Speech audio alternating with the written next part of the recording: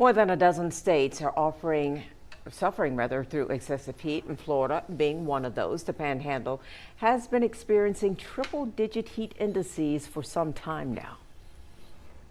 If you haven't noticed, it's hot out there. High temperatures now driving up emergency calls for heat-related illnesses and other problems. WEAR's Aubrey Spears joins us, and Aubrey, emergency first responders say they're prepared for these increased calls. Right, Bob. Escambia County Fire Rescue Station has been seeing more cases of heat-related illnesses over the last couple weeks. They've been responding to patients of all ages, but particularly elderly individuals, children, and people who work outdoors. Battalion Chief Dan Brask says heat-related illness can be an issue not only outside in the heat, but also indoors. Most of the cases they are seeing have been more in line with the symptoms of heat exhaustion rather than heat stroke. In Escambia County, we definitely get the heat, so everybody should be aware of those conditions and moderate their activity depending on those situations. So for sure, yeah, you have to alter your behavior, whether you're doing anything from yard work to exercising outside. You need to moderate that or change it to a different time throughout the day. Despite people being accustomed and prepared for increases in temperature, the risks still exist.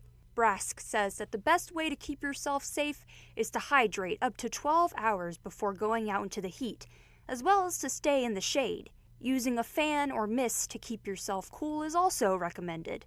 It's important to watch for signs of heat stroke or exhaustion, such as excessive sweating, rapid pulse rate, cramping, disorientation, and in some extreme cases, lack of sweat. If you begin to experience a heat-related condition, call for help and begin to slowly cool yourself down to avoid shock. Live in the studio, Aubrey Spears, WEAR News. WEAR's Sarah Gale joins us. And Sarah, even with the cool down activities, a lot of children can still be at risk. They've got the dehydration, you've got overheating. That's right. These temperatures are pushing families to the water, but this can make it harder to see signs of dehydration and other related issues.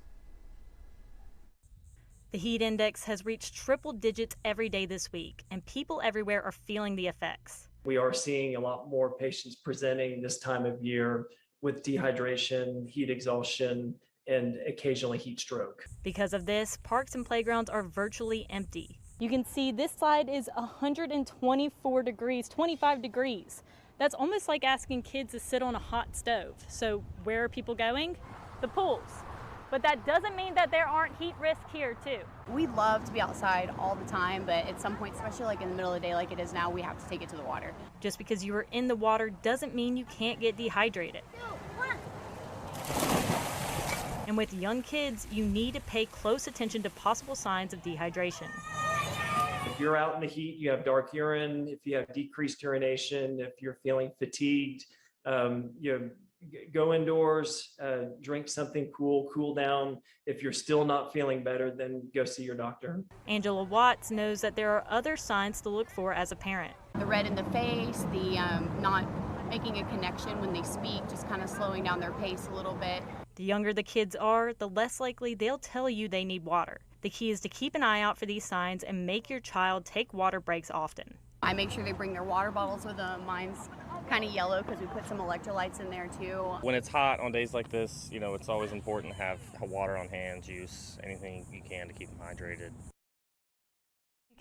As you can see, just keeping a close eye out and packing plenty of fluids can help keep your child safe and happy.